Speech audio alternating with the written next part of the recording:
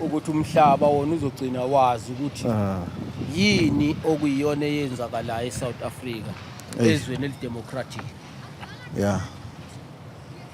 Bese ukuthi uma sebefileke isizukulwane sisale futhi naso singazi lutho ukuthi kwenzakalani. Here lies the ancestral land of the Mambuka clan. The tribal chief still remembers his father fishing in these waters. Today, Richards Bay, 200 kilometers from Durban, is one of the biggest harbours in the country. Its Zulu community was forcefully removed by the English colonialists in the 1930s, then relocated in 1976 when the apartheid government expelled them. They are now claiming 5,000 hectares of land, the whole city and its industrial suburb of 300,000 people. Even the land where their ancestors are buried doesn't belong to them anymore.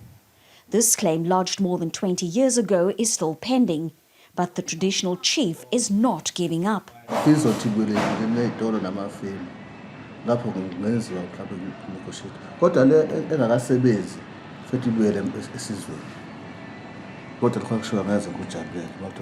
With 18,000 claimants wanting to relocate, the municipality is trying to negotiate with the community. They are hopeful that the new expropriation law will help them win back their land. But the legal representative of the Mambuka knows that land in the urban area is now limited.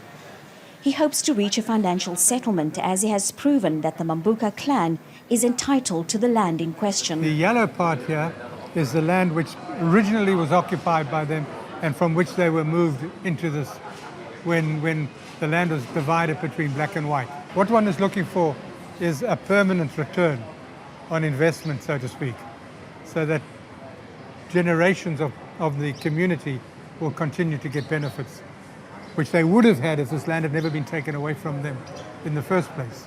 They would have sold all these sites, developed them and did their thing as any landowner would have done.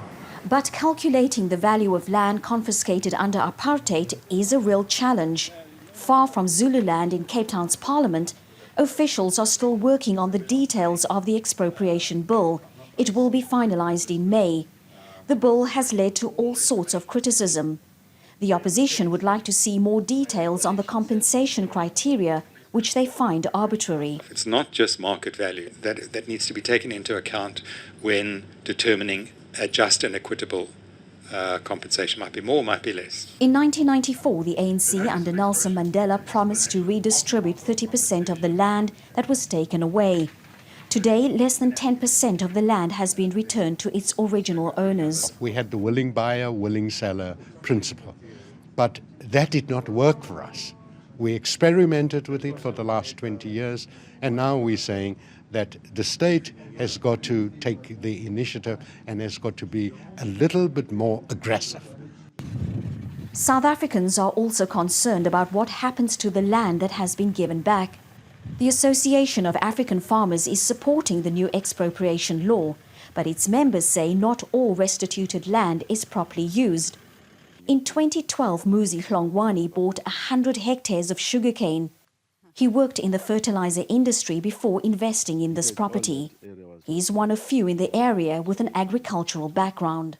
I do have farmers that are mentor.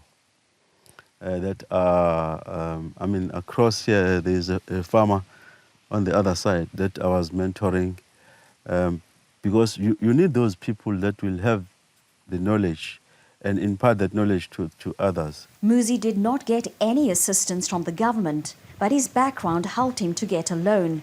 The bank trusts him, but the road ahead is still long.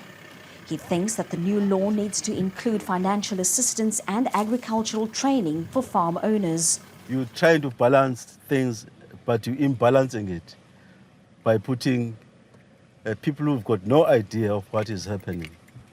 So I really do like to stress that we need to get the right people. And then financial management, business. Just take farming as a business, not as a political thing. The land might be political, but farming is a business. Muzi could not harvest even half of what he expected last year. If the drought continues, 2016 may not be much better. The South African government intends to speed up the process for land redistribution. But for most farmers, the green Eldorado is still a dream.